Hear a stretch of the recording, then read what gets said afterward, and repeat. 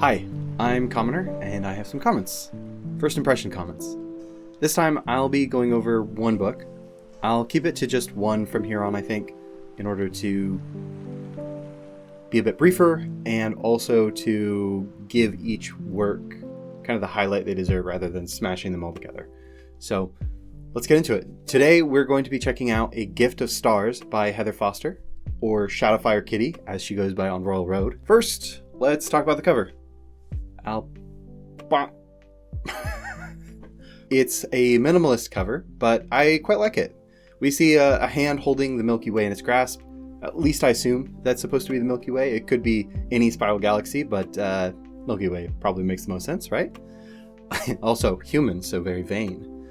The concept's really cool. It does kind of lack a certain something that makes it pop, and I'm not by any means an artist, so it's a little hard for me to point out exactly what that is.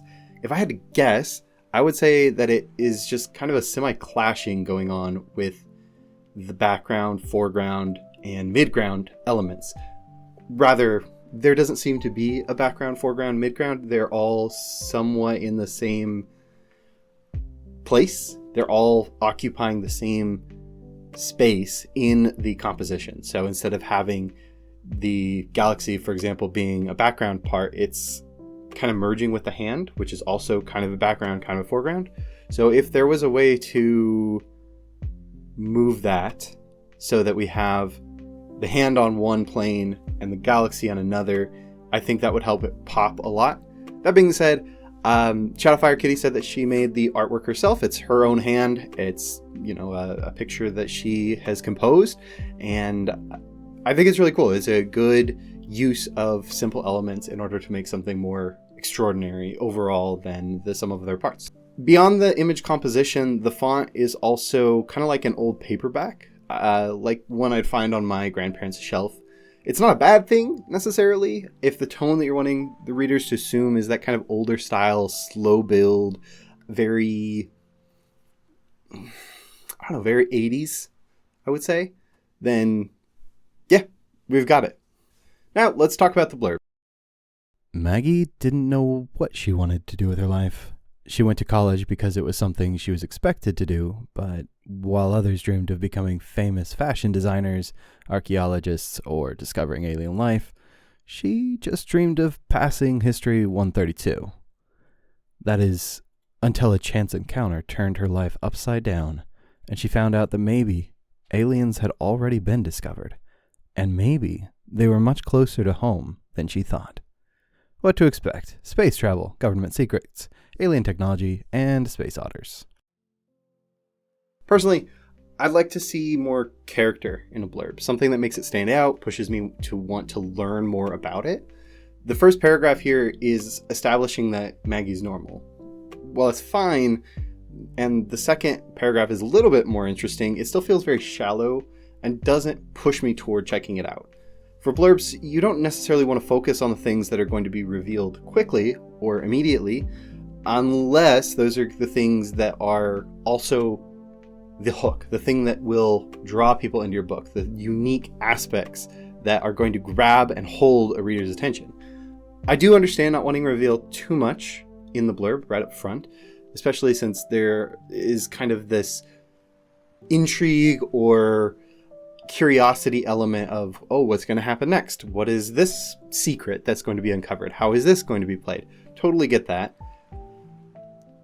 However, you already kind of give some of that away in the what to expect, but in a less compelling way. So instead of having a full characterized blurb, I have a very shallow blurb with a what to expect at the end that does the spoiling for me. I'd suggest you take what makes your book unique and highlight that in a way that showcases your writing style a bit. You want to avoid spoilers, but the what to expect already kind of has those spoilers, so why not just take those elements, those things that are more unique, more interesting, and you wrap them in your unique style and showcase them here in the blurb. I would definitely check out, if you haven't already, Sod the Conjurer's Collected has a very good blurb. Really, really solid.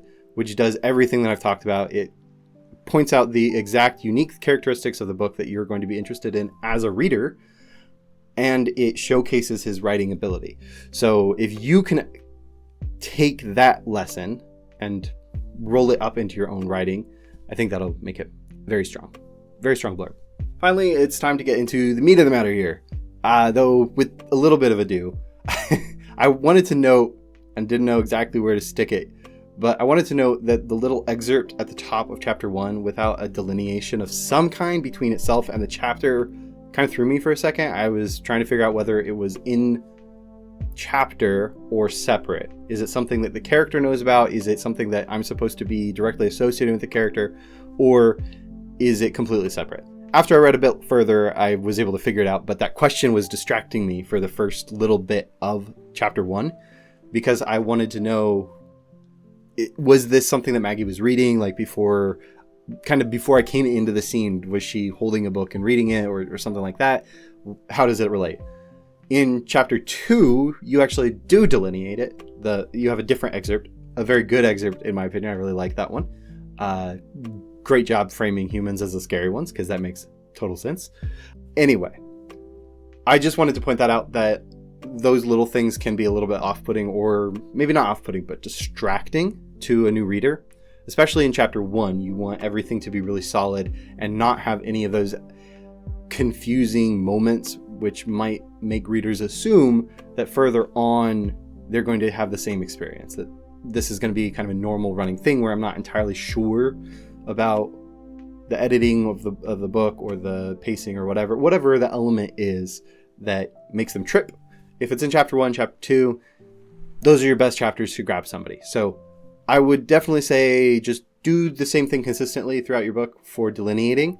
Definitely do delineate those excerpts and update all of the chapters that you have so far if you can.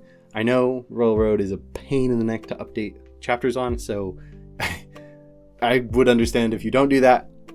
That's just my thought on that. Now, the ado has been furthered, so let's actually talk about A Gift of Stars. We start off with an introduction to our main character, Maggie. We enter with her working at a local laundromat, goofing off, conversing with her friend. It's a very charming chapter overall. We've got a lot of fun little details mixed in, and the writing style balances those details and brevity really well, making it never feel like it's overstaying its welcome or dragging on or anything like that, while also avoiding the dreaded white room syndrome, where you're going through the paces and you know what's happening, but you don't know where or what things look like, feel like, smell like, whatever. The pace actually feels quite fast because of how Shadowfire Kitty has put everything together, but in a good way. It doesn't feel rushed, at least not so far. She's done an incredible job hitting that happy medium of including enough to form a good mental image, but not so much that it's really slow to read. Anyway, Maggie finds a trinket left in one of the dryers before her shift ends. After she and her friend Bobby debate for a bit, they decide that she should just take it. That nobody's going to come back for it. Nobody ever comes back for the stuff that they leave. So if you think it's pretty, you think it's cool, go take it. If the guy shows up, or girl, whatever, if the person who lost their item shows up, Bobby's just going to send them down Maggie's way. She's going to be at her cafe, or her aunt's cafe. So no harm done. They can just retrieve it from her there. Second chapter continues on following Maggie as she goes to said aunt's cafe, where she interacts with more people. She meets kind of the local college students. They're hanging out, having a good time playing tabletop RPGs. She talks to her friend Becca and helps her run the place for a little while.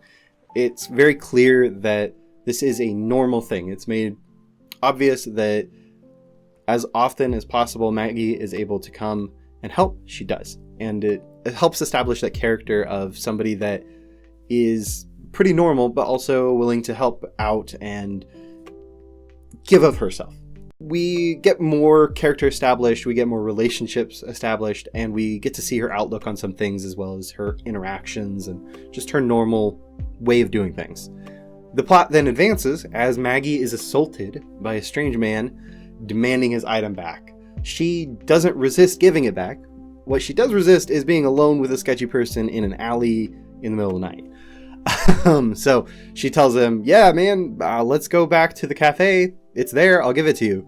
and he freaks out a little bit about that. I won't say anything else. I don't want to give any spoilers or get into that territory more than normal. So if you're interested, go read it. It's good. I've really enjoyed my time with A Gift of Stars. I think that the writing, as I mentioned, has a really good balance. The pacing is nice. The story is interesting. I'm interested to keep going and learn more about what goes on, what happens, Overall, really solid start. We've got a likable character. She's pretty bland, but not in like a one note or 2D way. It's more bland like in a realistic way where she's the same bland that I was at her age. You know what I mean?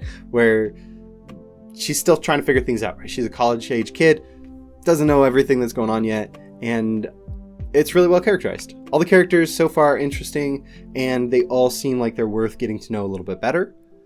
The relationships and dialogue are mostly portrayed well. I did have a little bit of trouble with one part when Maggie is leaving the cafe after helping Becca out with a shift.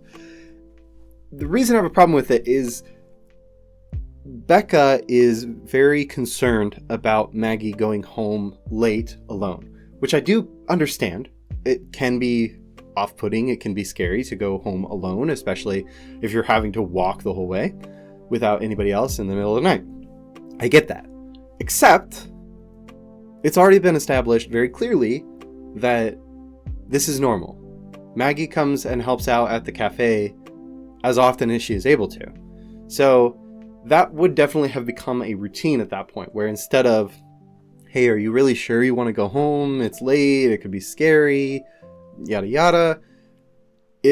Shouldn't it be something more of like, hey, good night, or be careful out there, there could be creeps, or whatever. It's going to be more casual than how it seemed in the book, or in the chapter.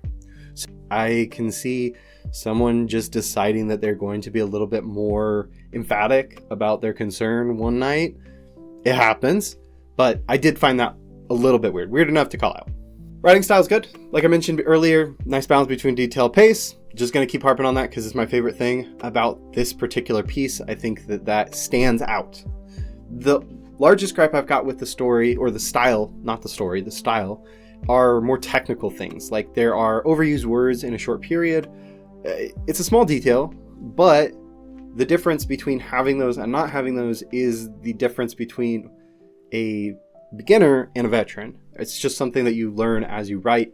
Try to remove those overused words or replace those overused words with a synonym or with a reframed scene, or if you are overusing something, you can realize that maybe I should describe the thing instead of just saying it again, that kind of thing. And that just comes with experience. It's not a huge deal. For example, we have a couple paragraphs that goes like this, and I am starting in the middle of a paragraph here. I'm just trying to get the context for this feedback, so I'm not going all the way through. The student broadcasters got to pick what they covered to an extent, and with the focus on aliens, Maggie had figured it would be Theo covering it. Granted, not a lot happened in their little town, so they had to find something to cover. She supposed UFOs were one of the more entertaining subjects they could cover, even if it was a load of nonsense.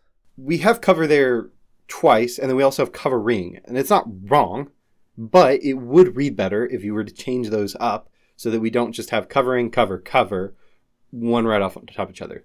So maybe something more like, the student broadcasters got to pick what they covered to an extent, and with the focus on aliens, Maggie had figured it would be Theo presenting it.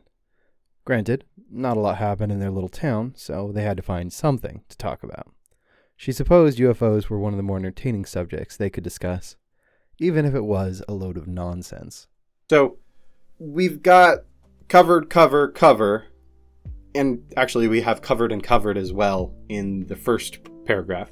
So just switching covering and cover to presenting and talk about, it is immediately going to flow better because it doesn't trip up a person's pattern recognition, so it doesn't feel like a repetitive thing. There are other little details, technical details that could be worked on. In general, there are some grammatical things that could be polished. There's some run-on sentences, but most often there are just an over or underuse of punctuation, mostly commas.